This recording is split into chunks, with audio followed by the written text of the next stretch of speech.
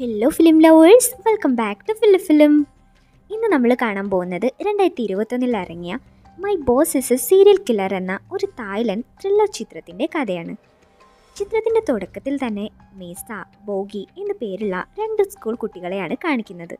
ഇപ്പോൾ രാത്രി 1 മണിക്ക് അവർ സ്കൂളിലെ പ്രേതബാധയുണ്ടെന്ന് പറയപ്പെടുന്ന ഒരു ക്ലാസ് റൂമിലേക്ക് വരികയാണ്. പിന്നീട് ആ ക്ലാസ് റൂം മുഴുവനും പരിശോധിച്ചവർ അവിടെ പ്രേതബാധയില്ലെന്ന് മനസ്സിലാവുകയും ഒരു എലി കാരണമാണ് ആ ക്ലാസ്സിൽ നിന്ന് സൗണ്ട് വരുന്നതെന്ന് കണ്ടുപിടിക്കുകയും ചെയ്യുന്നു.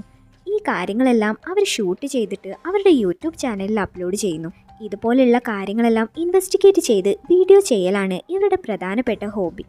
പിന്നീട് 9 വർഷം കഴിഞ്ഞാണ് കാണിക്കുന്നത്. ബോഗിയും മിസ്സയും വളർന്ന് ഇപ്പോൾ ഒരേ ഓഫീസിൽ തന്നെയാണ് ജോലി ചെയ്യുന്നത്. എന്നാൽ സ്കൂളിൽ പഠിക്കുന്ന സമയത്ത് നടന്ന ഒരു പ്രശ്നം കാരണം അവരിപ്പോൾ മിണ്ടാറ് പോലും ഇല്ല. ഇപ്പോൾ ലിസ എന്ന ഈ ലേഡിയാണ് മിസ്സയുടെ ഫ്രണ്ട്. ലിസയും ഇവരുടെ ക്ലാസ്സിൽ തന്നെയായിരുന്നു പഠിച്ചിരുന്നത്.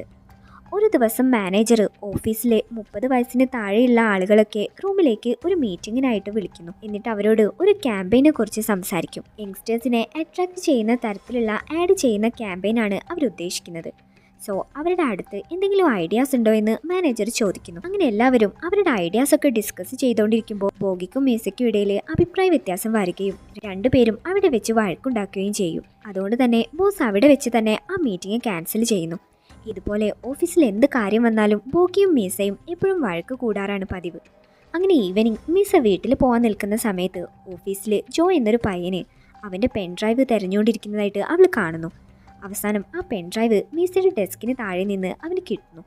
എന്നാൽ അവന് പോയതിനു ശേഷമാണ് പെൻഡ്രൈവ് മാറിപ്പോയെന്ന് മീസയ്ക്ക് മനസ്സിലാവുന്നത്. ലിസയുടെ അടുത്ത് അതുപോലെയുള്ള ഒരു പെൻഡ്രൈവ് ഉണ്ട്. സോ ജോ കൊണ്ടുപോയത് മീസയുടെ പെൻഡ്രൈവാണ്. അങ്ങനെ ലിസ ജോയുടെ പെൻഡ്രൈവ് സിസ്റ്റത്തിലിട്ട് നോക്കുമ്പോൾ അതിലൊരു ഫയൽ ഉള്ളത് കണ്ടിട്ട് അവളാകെ ഷോക്കായി പോവും. ലിസ ആ ഫയല് ഉടനെ തന്നെ മീസയ്ക്ക് കാണിച്ചു കൊടുക്കുന്നു. സിറ്റിയിൽ 6 വർഷങ്ങൾക്ക് മുൻപ് ഓഫീസ് ഗേൾ ഹണ്ടർ എന്നൊരു സീരിയൽ കില്ലർ ഉണ്ടായിരുന്നു. ഓഫീസിൽ ജോലി ചെയ്യുന്ന പെൺകുട്ടികളെയാണ് ആ സീരിയൽ കില്ലർ കൊല ചെയ്തിരുന്നത്. ആ കില്ലറിനെ കുറിച്ച് എയിം എന്നൊരു ക്രിമിനോളജിസ്റ്റ് ഒരു റിസർച്ച് നടത്തിയിരുന്നു. ആ റിസർച്ച് അനുസരിച്ച് ഇവരുടെ ബോസായ ടോമാണ് ആ സീരിയൽ കില്ലർ എന്നാണ് ആ ഫയലിൽ എഴുതിയിരിക്കുന്നത്. അവസാനമായിട്ട് ആ കില്ലർ കൊന്നത് ഇവരുടെ ഓഫീസിലുള്ള ഒരു ലേഡിയെയാണ്. അതിനുശേഷം ആ കില്ലർ ആരെയും കൊന്നിട്ടില്ലെന്നും ഇതുവരെ പോലീസിന് ആ കില്ലറെ കണ്ടുപിടിക്കാൻ കഴിഞ്ഞിട്ടില്ല എന്നൊക്കെയാണ് ആ ഫയലിലുള്ളത്. ഇതെല്ലാം കണ്ട് ഒരു സൈക്കോ കില്ലറിൻ്റെ കൂടെയാണ് ജോലി ചെയ്യുന്നതെന്ന് അറിഞ്ഞ് ലിസ വല്ലാതെ പേടിക്കാനായിട്ട് തുടങ്ങുന്നു. എന്നാൽ മീസ ഇതൊന്നും വിശ്വസിക്കുന്നില്ല. അങ്ങനെ അവർ ഇതിനെക്കുറിച്ച് ഡിസ്കസ് ചെയ്തുകൊണ്ടിരിക്കുമ്പോൾ കറക്റ്റ് ബോസ് അവരുടെ പുറകെ നിൽക്കുന്നതായിട്ട് അവർ കാണും. പിന്നീട് ബോസ് ഇന്നത്തെ മീറ്റിങ്ങിനെ കുറിച്ച് അവരോട് സംസാരിച്ചിട്ട് അവിടെ നിന്ന് പോകുന്നു. എന്നാൽ പെട്ടെന്ന് അയാളുടെ ഫേസ് എക്സ്പ്രഷൻ ഒരു സൈക്കോ കില്ലറിൻ്റെ പോലെ ആയി മാറുന്നതൊക്കെ കാണിക്കുന്നു. പിന്നീട് ലിസയും മീസയും കാർ പാർക്കിങ്ങിലേക്ക് വരുമ്പോൾ അവിടെ ബോസും ജോയും എന്തൊക്കെ ആർഗ്യുമെൻറ്റ് ചെയ്തുകൊണ്ടിരിക്കുന്നതായിട്ട് അവർ കാണുന്നു. അത് കണ്ട് രണ്ടുപേരും വീണ്ടും ഓഫീസിലേക്ക് തന്നെ മടങ്ങിപ്പോവും. ബോസ് സീരിയൽ കില്ലറാണെന്ന് ജോ അറിഞ്ഞതുകൊണ്ട് തന്നെ ബോസ് ചിലപ്പോൾ അവനെ എന്തെങ്കിലും ചെയ്യുമെന്ന് ലിസ പറയുന്നു. പിന്നീട് വീട്ടിലെത്തിയ മീസ എയിം എന്ന ക്രിമിനോളജിസ്റ്റിൻ്റെ റിസർച്ച് പേപ്പറിനെ കുറിച്ചൊക്കെ ഇൻ്റർനെറ്റിൽ സെർച്ച് ചെയ്തുകൊണ്ടിരിക്കുന്നത് കാണിക്കുന്നു. ഇതേ സമയം ബോഗി ക്ലബ്ബിൽ ഇരുന്നുകൊണ്ട് ഫോണിൽ ഒരു ഗെയിം കളിച്ചുകൊണ്ടിരിക്കുന്നതായിട്ട് കാണിക്കുന്നു. ഇൻവെസ്റ്റിഗേഷൻ ചെയ്ത് കില്ലറിനെ കണ്ടുപിടിക്കുന്ന ഒരു ഗെയിമാണത്. എന്നാൽ ഇപ്പോൾ അവൾ കളിക്കുന്ന ലെവല് വളരെ ഡിഫിക്കൽട്ടായിട്ടുള്ള ഒന്നാണ്. എങ്ങനെയായിട്ടും കില്ലറിനെ കണ്ടുപിടിക്കാനായിട്ട് അവൾക്ക് കഴിയുന്നില്ല. ഇതേ സമയം അങ്ങോട്ട് ബോസ് വരികയും ബോഗി ആ കില്ലർ ഗെയിം കളിക്കുന്നത് കണ്ട് ബോസ് അയാൾക്കും ഈ ഗെയിം വലിയ ഇഷ്ടമാണെന്നും അതിലുള്ള എല്ലാ ലെവലും അയാൾ കംപ്ലീറ്റ് ചെയ്ത് കഴിഞ്ഞെന്ന് അവളോട് പറയുന്നു. അപ്പോൾ ബോഗി എങ്ങനെയാണ് എല്ലാ ടാസ്കും കംപ്ലീറ്റ് ചെയ്തതെന്ന് ബോസിനോട് ചോദിക്കുമ്പോൾ അയാളുടെ ഐഡിയാസ് അവളോട് പറഞ്ഞു കൊടുക്കുന്നു. കില്ലറിൻ്റെ ഭാഗത്ത് നിന്ന് ആലോചിച്ച് നോക്കിയാൽ എല്ലാ ടാസ്കും പെട്ടെന്ന് കംപ്ലീറ്റ് ചെയ്യാമെന്ന് ബോസ് പറയും. ഇത് കേട്ട് ശരിക്കും അവൾ ഷോക്കായി പോകുന്നു. ബോസ് വലിയ പണക്കാരനാണെങ്കിലും അയാൾ ഒറ്റയ്ക്കാണ് ജീവിക്കുന്നത്. എല്ലാവരുടെ മുൻപിൽ എപ്പോഴും ഹാപ്പി ആയിട്ട് അയാൾ അഭിനയിക്കുകയാണ്. ഇപ്പോൾ അയാൾ ഒരു ലേഡിയെക്കുറിച്ച് ആലോചിക്കുന്നതായിട്ട് കാണിക്കുന്നു. പക്ഷെ അത് ആരാണെന്ന് കാണിക്കുന്നില്ല. അടുത്ത ദിവസം ബോസിനെ ഓഫീസിൽ കണ്ട ലിസയ്ക്ക് അയാൾ അവളെ ലിഫ്റ്റിൽ വെച്ച് കൊല്ലുന്നത് പോലെയൊക്കെ തോന്നുന്നു.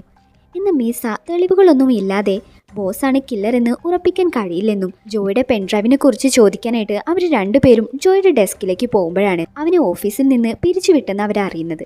ഇത് കേട്ട് ലിസ ബോസ് അവനെ എന്തെങ്കിലും ചെയ്തിട്ടുണ്ടാവുമെന്ന് മീസയോട് പറയുന്നു. ഇതേ സമയം അങ്ങോട്ട് ബോഗി വരുന്നു. അപ്പോൾ അവരുടെ 3 പേരുടെയും ഫോണിലേക്ക് ജോയുടെ നമ്പറിൽ നിന്ന് ഹെൽപ്പ് എന്ന് പറഞ്ഞുകൊണ്ട് ഒരു മെസ്സേജ് വരും. എന്നാൽ ബോഗിക്ക് ഒന്നും തന്നെ മനസ്സിലായില്ല. പിന്നീട് ലിസ ആ പെൻഡ്രൈവിനെ കുറിച്ചുള്ള കാര്യങ്ങളൊക്കെ ബോഗിയോട് പറയുന്നു. ഇത് കേട്ട് ബോഗിക്ക് ഇന്നലെ രാത്രി ബോസ് അവളോട് കില്ലർ ഗെയിമിനെ കുറിച്ച് സംസാരിച്ച കാര്യങ്ങളൊക്കെ ഓർമ്മയിൽ വരും. അതുകൊണ്ട് തന്നെ ബോഗിക്കും കില്ലർ ബോസ് ആയിരിക്കുമെന്ന് ഒരു ഡൗട്ട് തോന്നി തുടങ്ങുന്നു. ഇതിനെക്കുറിച്ച് ചോദിക്കാനായിട്ട് അവർ ജോയെ വിളിച്ചെങ്കിലും അവൻ്റെ ഫോൺ സ്വിച്ച് ഓഫ് ആണ്. വേറെ വഴിയില്ലാത്തത് കൊണ്ട് തന്നെ അവർ 3 പേരും ജോയുടെ വീട് തപ്പിപ്പിടിച്ച് അവൻ്റെ വീട്ടിലേക്ക് പോയി നോക്കും. എന്നാൽ അവിടെ ജോയെ കാണാനില്ലായിരുന്നു. ആരോ അവൻ്റെ വീട്ടിനകത്തേക്ക് അതിക്രമിച്ച് കയറിയതായിട്ട് അവർക്ക് മനസ്സിലാവുന്നു. ഉറപ്പായിട്ടും ബോസ് ആയിരിക്കും ആ പെൻഡ്രൈവ് അന്വേഷിച്ച് ഇങ്ങോട്ട് വന്നതെന്ന് ലീസ അവരോട് പറയും. ഉടനെ അവർ ആ പെൻഡ്രൈവിലുള്ള ഫയൽ ലാപ്ടോപ്പിലേക്ക് മാറ്റിയിട്ട് പിന്നീട് ആ പെൻഡ്രൈവ് വഴിയിൽ ഉപേക്ഷിച്ച് അവിടെ നിന്ന് പോകുന്നു. പിന്നീട് അവർ 3 പേരും ആ പെൻഡ്രൈവിൽ പറയുന്ന ക്രിമിനോളജിസ്റ്റിനെ കാണാനായിട്ട് പോകുന്നു. എയിം എന്നാണ് അയാളുടെ പേര്. എയിമിൻ്റെ കയ്യിലും ബോസിനെതിരെയുള്ള തെളിവുകളൊന്നുമില്ല. പക്ഷേ ഒരു സീരിയൽ കില്ലറിൻ്റെ പാസ്റ്റ് ലൈഫിലുള്ള കാര്യങ്ങളെല്ലാം ബോസിൻ്റെ ലൈഫിൽ നടന്നിട്ടുണ്ട്. അത് വെച്ചാണ് എയിം ബോസാണ് സീരിയൽ കില്ലർ എന്ന് പറയുന്നത്. ഇവരുടെ 3 പേരുടെയും സഹായമുണ്ടെങ്കിൽ ബോസിനെതിരെയുള്ള തെളിവുകൾ കളക്ട് ചെയ്ത് ഈ കേസ് തെളിയിക്കാൻ കഴിയുമെന്ന് എയിം അവരോട് പറയുന്നു. അങ്ങനെ ബോസ് ഓഫീസിലില്ലാത്ത സമയം നോക്കി മീസ ബോസിൻ്റെ ക്യാബിനിലേക്ക് പോവുകയും അവിടെ പരിശോധിക്കുകയും ചെയ്യുന്നു. അവിടെ ബോസ് കുട്ടിയായിരുന്നപ്പോൾ അയാളുടെ അച്ഛൻ്റെ കൂടെ എടുത്ത ഫോട്ടോസൊക്കെ ഉണ്ട്.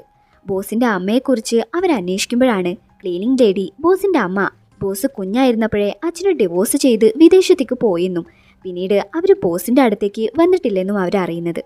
ഇത് കേട്ട് ലിസ അപ്പോൾ അമ്മയോടുള്ള ദേഷ്യം കാരണമാവും ബോസ് എല്ലാ ലേഡീസിനെയും കൊന്നു കളയുന്നതെന്ന് പറയുന്നു. എന്നാൽ ബോഗി അത് സമ്മതിക്കുന്നില്ല. ഇങ്ങനെ പാസ്റ്റുള്ള കുറേ പേര് നമുക്കിടയിലുണ്ട്, പക്ഷേ അവരൊന്നും എന്നിട്ട് സീരിയൽ കില്ലേഴ്സ് ആവുന്നില്ലല്ലോ എന്ന് അവൾ പറയുന്നു. അവർ സംസാരിച്ചുകൊണ്ടിരിക്കുമ്പോൾ പെട്ടെന്ന് ബോസ് അവരുടെ പുറകെ വന്ന് നിൽക്കുന്നു. ഇത് കണ്ട് ലിസയും മിസയും പേടിച്ചു പോകുന്നു. കാരണം ഇതുപോലെ തന്നെയാണ് കഴിഞ്ഞ ദിവസവും സീരിയൽ കില്ലറിനെ കുറിച്ച് സംസാരിച്ചപ്പോൾ ബോസ് പുറകെ വന്ന് നിന്നത്. അതിനുശേഷം ബോസ് ബോഗിയും കൂട്ടി ഒരു മീറ്റിങ്ങിന് വേണ്ടിയിട്ട് പോകുന്നു. പിന്നീട് ഓഫീസിലുള്ളവർ ഓഫീസിലെ ഒരു ആൽബം നോക്കിക്കൊണ്ടിരിക്കുമ്പോൾ അതിലെ ആന എന്നൊരു പെൺകുട്ടിയെ കാണുന്നു. ഈ പെൺകുട്ടിയെയാണ് സീരിയൽ കില്ലർ അവസാനമായിട്ട് കൊന്നു കളഞ്ഞത്. അതുപോലെ ആനയും ബോസും ഒരുമിച്ച് പഠിച്ചവരാണെന്നും ബോസിന് ആനയോട് ഒരു ഇഷ്ടം ഉണ്ടായിരുന്നെന്നൊക്കെ ക്ലീനിങ് ലേഡി അവരോട് പറയുന്നു. ഇതേസമയം ബോസിൻ്റെ കൂടെ മീറ്റിങ്ങിന് വേണ്ടി വന്ന ബോഗി ബോസിനോട് സംസാരിച്ചുകൊണ്ടിരിക്കുമ്പോഴാണ് അദ്ദേഹത്തിൻ്റെ ഹോബി എന്താണെന്ന് അവൾ അറിയുന്നത്.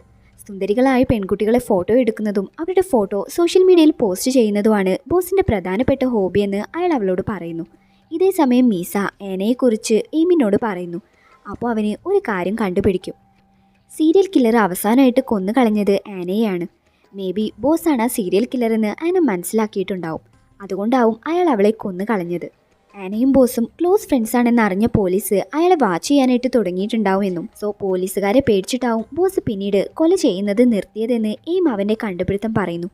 എല്ലാ സീരിയൽ കില്ലേഴ്സും അവരുടെ വിക്ടംസിൻ്റെ അടുത്ത് നിന്ന് എന്തെങ്കിലും സാധനങ്ങൾ ഓർമ്മയ്ക്കായിട്ട് എടുത്തിട്ട് പോകും. ബോസാണ് ആ സീരിയൽ കില്ലറെങ്കിൽ അയാളുടെ കയ്യിൽ ഇതുവരെ കൊന്ന എല്ലാ ലേഡീസിൻ്റെയും എന്തെങ്കിലും സാധനങ്ങൾ സൂക്ഷിച്ചു വെച്ചിട്ടുണ്ടാവും. ഇത് കണ്ടുപിടിച്ചു കഴിഞ്ഞാൽ എവിഡൻസോട് കൂടെ ബോസിനെ പിടിക്കാമെന്ന് അവന് പറയുന്നു. ഇതേസമയം ബോഗി ബോസിനോട് കഴിഞ്ഞ ദിവസം അവന് കാർ പാർക്കിങ്ങിൽ വെച്ചിട്ട് ജോയുമായി എന്തായിരുന്നു പ്രശ്നം എന്ന് ചോദിക്കും. അപ്പോഴാണ് ബോസ് ജോയെക്കുറിച്ച് ഒരു കാര്യം പറയുന്നത്. ജോ ഓഫീസിൽ വരുന്ന സമയത്ത് അവന് ഡ്രഗ്സ് ഉപയോഗിക്കാറുണ്ടായിരുന്നു. അത് കണ്ടുപിടിച്ച ബോസ് അവന് വാണിംഗ് കൊടുത്തിരുന്നു. വീണ്ടും വീണ്ടും അവൻ അത് ഉപയോഗിച്ചത് കൊണ്ടാണ് ബോസ് അവനെ ജോലിയിൽ നിന്ന് പിരിച്ചുവിട്ടതെന്നും അതിനെക്കുറിച്ചാണ് അന്ന് കാർ പാർക്കിങ്ങിൽ വെച്ച് സംസാരിച്ചതെന്നും ബോസ് അവളോട് പറയുന്നു. ഓഫീസിൽ ബോസിൻ്റെ ക്യാബിനിൽ നിന്ന് ഒരു തെളിവുകളും മീസയ്ക്ക് കണ്ടുപിടിക്കാനായിട്ട് കഴിഞ്ഞില്ല. അപ്പോൾ വിക്ടംസിൻ്റെ സാധനങ്ങളെല്ലാം ബോസ് വീട്ടിലാവും സൂക്ഷിച്ചു വെക്കുന്നതെന്ന് മീസ കരുതുന്നു. അതുകൊണ്ട് തന്നെ എങ്ങനെയെങ്കിലും ബോസിൻ്റെ വീട്ടിലേക്ക് കയറി പറ്റണം. അതിനായിട്ട് അവളൊരു ഇൻ്റർവ്യൂ പ്ലാൻ ഉണ്ടാക്കുന്നു. അങ്ങനെ ഇൻ്റർവ്യൂവിനായിട്ട് ഓഫീസിലുള്ള എല്ലാവരും ബോസിൻ്റെ വീട്ടിലേക്ക് വരും. ബോസിനെ ഇൻ്റർവ്യൂ ചെയ്തുകൊണ്ടിരിക്കുമ്പോൾ മീസ ആരും കാണാതെ ബോസിൻ്റെ ബെഡ്റൂമിലേക്ക് പോയിട്ട് അവിടെയെല്ലാം ഫോട്ടോസൊക്കെ എടുക്കുന്നു. അപ്പോൾ അവിടെ കോർണറിൽ ഒരു റൂം ഉള്ളതായിട്ട് അവൾ കാണും. ഫോട്ടോസൊക്കെ നെഗറ്റീവായി ഡെവലപ്പ് ചെയ്യുന്ന ഒരു സ്റ്റുഡിയോ ആണത്. അവിടെ ബോസ് എടുത്ത കുറേ ലേഡീസിൻ്റെ ഫോട്ടോസ് അവൾ കാണുന്നു. ഇതേസമയം ആരോ വീടിനകത്ത് കയറിയിട്ടുണ്ടെന്ന് മനസ്സിലാക്കിയ ബോസ് നേരെ ബെഡ്റൂമിനകത്തേക്ക് പോകുമ്പോൾ അവിടെ ഉണ്ടായിരുന്ന മീസ ഒരു ടേബിളിന് താഴെ ഒളിച്ചിരിക്കുന്നു. അതുകൊണ്ട് തന്നെ ബോസിന് അവളെ കണ്ടുപിടിക്കാനായിട്ട് കഴിഞ്ഞില്ല. എന്നാൽ മീസ ഈ ചെയ്തത് തെറ്റാണെന്ന് ബോഗി പറയുന്നു. അതുപോലെ ജോ ഡ്രഗ്സ് യൂസ് ചെയ്തത് കൊണ്ടാണ് അവനെ ബോസ് ഡിസ്മിസ് ചെയ്തതെന്നും ബോഗി പറയും. എന്നാൽ ബോസ് പറയുന്നത് എങ്ങനെ വിശ്വസിക്കാൻ കഴിയുമെന്ന് മീസ അവളോട് ചോദിക്കുന്നു. ഇത് കേട്ട ബോഗി എങ്ങനെയെങ്കിലും ജോയെ കണ്ടുപിടിച്ച് അവനോട് സത്യങ്ങളെല്ലാം തിരക്കണമെന്ന് തീരുമാനിക്കും. അതുകൊണ്ട് തന്നെ അവൾ ബോഗിയുടെ ഫേസ്ബുക്ക് പേജ് ചെക്ക് ചെയ്തിട്ട് അവന് പോയിരിക്കുന്ന ഒരു പാർട്ടിയിലേക്ക് പോയിട്ട് അവിടെ വെച്ച് ജോയെ പിടിക്കുന്നു. ഇപ്പോഴാണ് ജോ ഒരു വലിയ സത്യം വെളിപ്പെടുത്തുന്നത്. ബോസിനെ കുറിച്ച് ആ പെൻഡ്രൈവിലുള്ളതെല്ലാം കള്ളമാണ്. എയിം എന്ന ക്രിമിനോളജിസ്റ്റിൻ്റെ സ്റ്റഡീസ് അവന് നെറ്റിൽ നിന്ന് കോപ്പി ചെയ്തതാണ്. അല്ലാതെ ബോസാണ് കില്ലറെന്ന് അവൻ അറിയില്ലായിരുന്നു. ഓഫീസ് ടൈമിൽ അവന് ഡ്രഗ്സ് യൂസ് ചെയ്യുന്നത് ബോസ് കണ്ടുപിടിച്ചിരുന്നു. അതുകൊണ്ട് തന്നെ അദ്ദേഹം അവന് കുറെ വാണിങ്ങും കൊടുത്തു. അതിൻ്റെ ദേഷ്യത്തിലാണ് ബോസിനെ അവന് സീരിയൽ കില്ലറാണെന്ന് പറഞ്ഞിട്ട് ഇൻ്റർനെറ്റിൽ പ്രചരിപ്പിക്കാനായിട്ട് പ്ലാൻ ചെയ്തത്.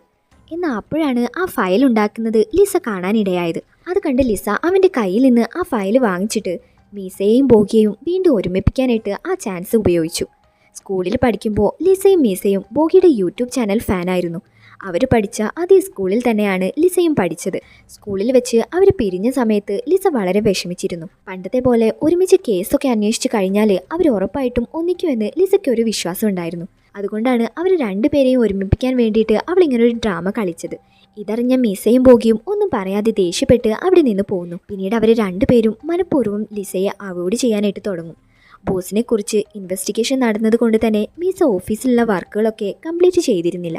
അതുകൊണ്ട് തന്നെ മാനേജർ അവളെ വഴക്ക് പറയുന്നത് കേട്ട് ബോഗി വേറെ വഴിയില്ലാത്തത് കൊണ്ട് തന്നെ ബോസിനെ കുറിച്ച് ഇൻവെസ്റ്റിഗേറ്റ് ചെയ്തതും അതുകൊണ്ടാണ് ഇങ്ങനെ വർക്ക് പെയിൻറ്റിംഗ് ആയതെന്നുള്ള കാര്യങ്ങളൊക്കെ മാനേജറിനോട് പറയുന്നു.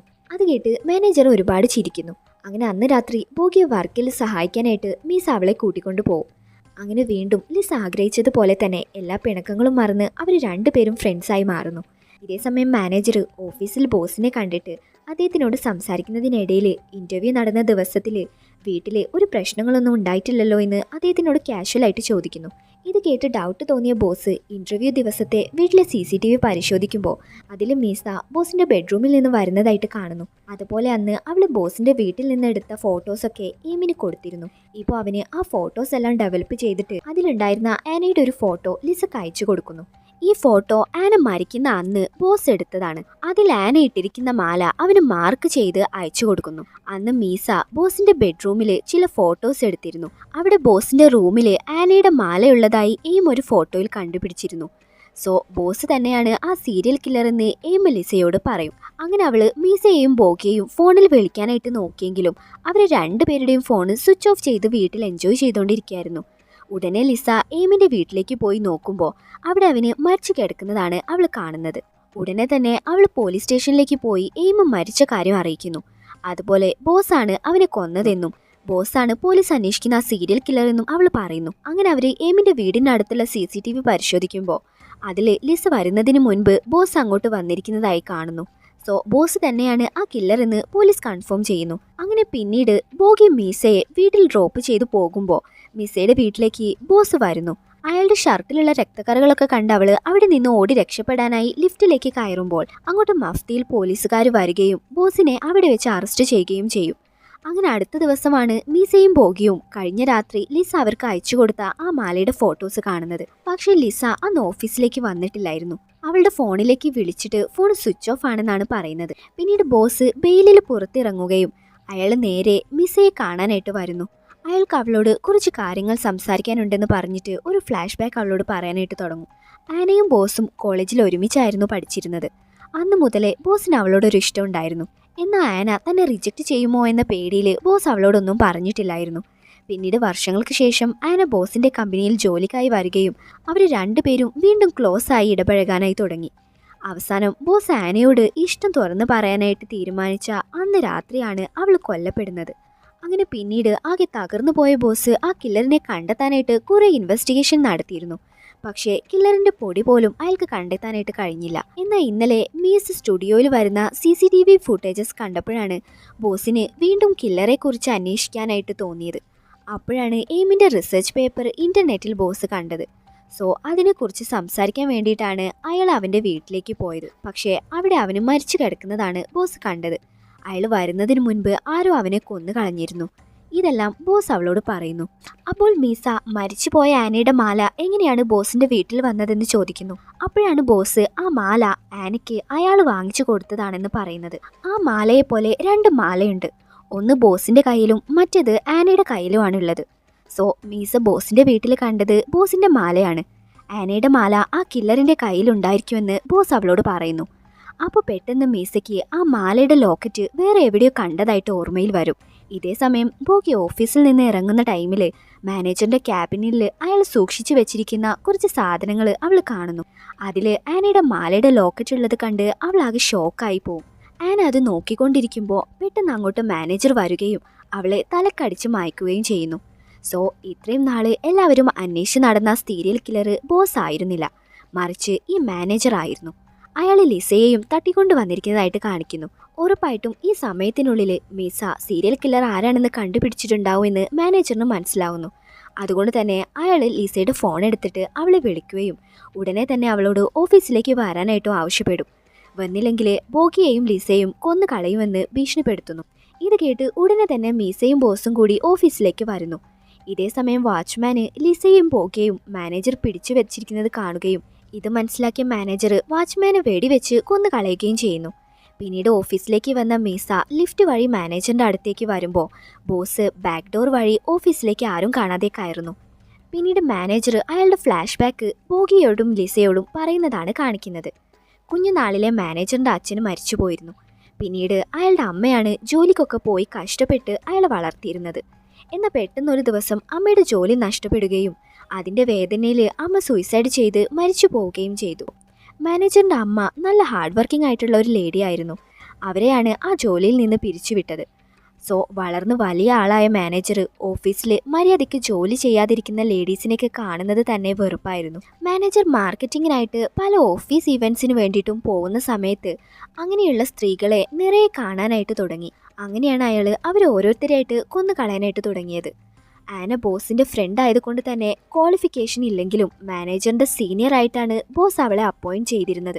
മര്യാദയ്ക്ക് ജോലി ചെയ്യാതെ ബോസിൻ്റെ കൂടെ സംസാരിച്ചിരിക്കലായിരുന്നു ആനയുടെ പണി. അതുകൊണ്ടാണ് മാനേജർ അവളെ കൊന്നു കളഞ്ഞത്. ഇതെല്ലാം ഒളിഞ്ഞു നിന്ന് ബോസ് കേൾക്കുന്നുണ്ടായിരുന്നു. ഓഫീസിലുള്ള ആനയെ കൊന്നതുകൊണ്ട് തന്നെ പോലീസ് ഈ ഓഫീസിലുള്ള എല്ലാവരെയും വാച്ച് ചെയ്തുകൊണ്ടിരുന്നിരുന്നു. അതുകൊണ്ടാണ് പിന്നീട് മാനേജർ കൊലകളൊന്നും ചെയ്യാതിരുന്നത്. എന്നാൽ ഇന്നലെ ബോഗി പറഞ്ഞപ്പോഴാണ് എയിമിൻ്റെ റിസർച്ച് പേപ്പറിനെ കുറിച്ച് മാനേജർ അറിഞ്ഞതും അവനെ വീട്ടിലേക്ക് പോയിട്ട് അയാളെ കൊന്നു കളഞ്ഞതും. എയിം ആ മാലയുടെ ഫോട്ടോ ലിസക്ക് അയച്ചു കൊടുത്തത് മാനേജർ കണ്ടതുകൊണ്ടാണ് ലിസയെയും അയാൾ തട്ടിക്കൊണ്ടുവന്നത്. അതുപോലെ മീസയ്ക്കും ബോഗിക്കും ആ മാലയെക്കുറിച്ച് അറിയാവുന്നത് കൊണ്ട് തന്നെ അവർ 3 പേരെയും ഒരുമിച്ച് കൊല്ലാനായിട്ട് മാനേജർ തീരുമാനിക്കുന്നു. അങ്ങനെ അയാൾ അവരെ ഷൂട്ട് ചെയ്യാനായിട്ട് പോകുമ്പോഴേക്കും പുറകിൽ നിന്ന് വന്ന് ബോസ് അവനെ അടിച്ചിടുകയും അങ്ങനെ അവിടെ വലിയൊരു ഫൈറ്റ് നടക്കുകയും ചെയ്യുന്നു. അവസാനം ബോസ് മാനേജറിന്റെ തലയ്ക്കടിച്ചിട്ട് അയാളെ മയക്കിക്കിടത്തും. അങ്ങനെ വൈകാതെ അങ്ങോട്ട് പോലീസ് വരികയും അങ്ങനെ എല്ലാ തെളിവുകളോടു കൂടി ഓഫീസ് കില്ലർ എന്ന സൈക്കോ കില്ലറിനെ പോലീസുകാർ പിടിക്കുന്നു. അങ്ങനെ ചിത്രത്തിന്റെ അവസാനം മീസയും ബോഗിയും ലിസയും കൂടിയിട്ട് അവർ സ്റ്റോപ്പ് ചെയ്തിരുന്ന യൂട്യൂബ് ചാനൽ തുടങ്ങുകയും ഇതുപോലെ തെളിയിക്കപ്പെടാത്ത കേസുകൾ അന്വേഷിച്ച് കണ്ടെത്താനായിട്ടും അവർ തുടങ്ങുന്നു. ഇതോടുകൂടി ഈ ചിത്രം അവസാനിക്കും.